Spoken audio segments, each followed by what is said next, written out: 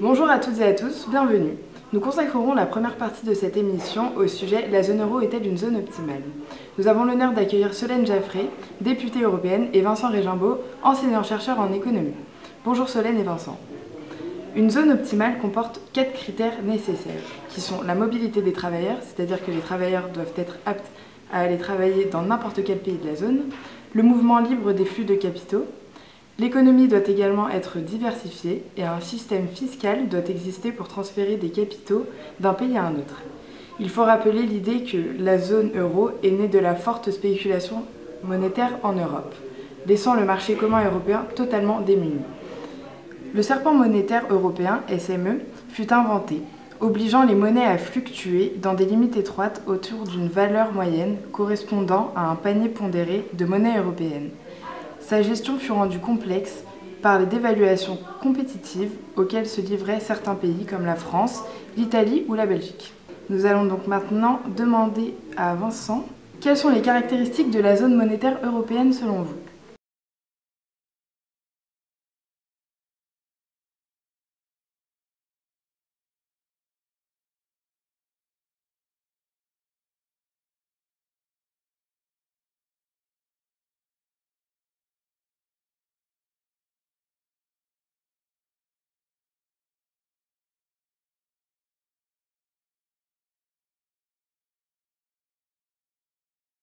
Les deux règles fondamentales sont le plafonnement de l'endettement à 70% du PIB et un déficit à 3% du PIB. En 2013, après la grave crise bancaire suite à la crise financière des subprimes, il est décidé de confier à la Banque Centrale Européenne la supervision des banques de l'Euroland. Un premier verdict est rendu le 2 novembre 2014, les stress tests, obligeant en particulier à un ratio de sécurité des prêts sur fonds propres. Ces réglementations sont insuffisantes pour gérer l'Euroland, qui n'est pas encore une zone idéale. Merci Vincent. Solène, selon vous, quelles sont les limites de la théorie de la zone monétaire optimale? Comme nous le savons, la zone monétaire européenne a utilisé le modèle de la zone monétaire optimale dès sa création. Mais cette théorie a montré ses limites du fait du non-respect de 2 points importants. Dans un premier temps, la mobilité des travailleurs est trop faible. Les ouvriers ne changent pas de pays à cause de la barrière de la langue, mais aussi de la différence des droits sociaux entre les pays. Sur cet exemple, 2 points de vue sont discordants. Certains diront que la théorie de Mundell montre ses limites en disant que la zone euro montre qu'il est possible de créer une zone monétaire même si le pays ont un manque d'homogénéité. L'euro étant devenu une devise majeure dans le monde permettant de limiter les coûts d'importation.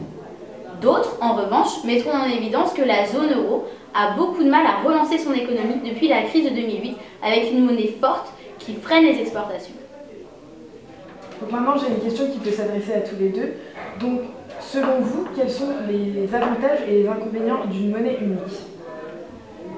Alors on dit beaucoup de mal de l'euro, mais nous ne pouvons pas nier les avantages certains de la monnaie unique, parmi lesquels la disparition des coûts de transaction, une stabilité des prix ou bien une meilleure efficacité de la politique budgétaire. Les échanges de biens et de services sont donc facilités comme tous les investissements. Cependant, si les conséquences de l'adoption d'une monnaie unique se limitaient à ses effets bénéfiques, l'euro ne serait pas l'objet de critiques si vives.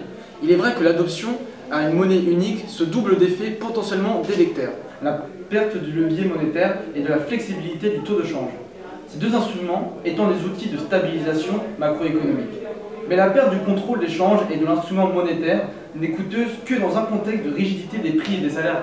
Monsieur Régimbaud, pensez-vous que la crise économique remette en question la zone optimale européenne? Il est vrai que la situation actuelle dans laquelle la zone euro est une situation de piège et un problème politique. L'explication réside en effet dans des cadres de pensée très profondément axés à l'intérieur de chaque État. Par exemple, j'accepte la redistribution qui a lieu à l'intérieur de mon pays, même si elle est quasiment inconditionnelle, unidirectionnelle et permanente.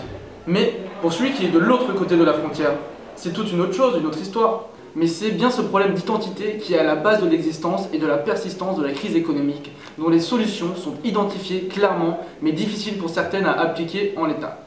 Si les pays membres de la zone euro décident d'autoriser des transferts de budget entre eux, la crise devrait disparaître assez rapidement, car la zone euro, dans sa globalité, a des fondamentaux économiques meilleurs que celles des États-Unis, que le Royaume-Uni ou que le Japon. Les limites politiques de l'intégration européenne semblent avoir été atteinte avec la crise, qui a marché comme un catalyseur, alors que le cadre de la zone euro, dessiné par Maastricht, n'est pas ou plus. Pour vous, Solène, la zone euro est-elle une zone viable? Il faut savoir que Hundel a identifié 2 critères fondamentaux d'optimalité d'une zone monétaire.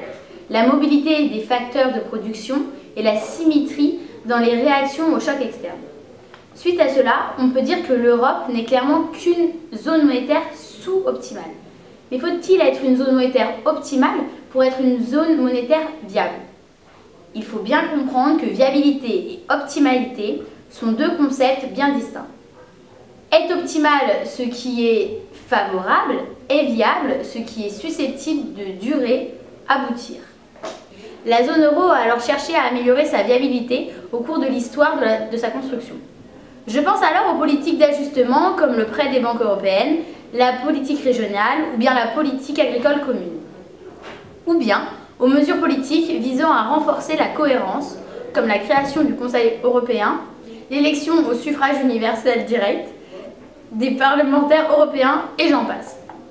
Malgré toutes ces mesures, la zone euro reste sous-optimale, mais est néanmoins viable en cherchant encore et toujours à améliorer sa convergence.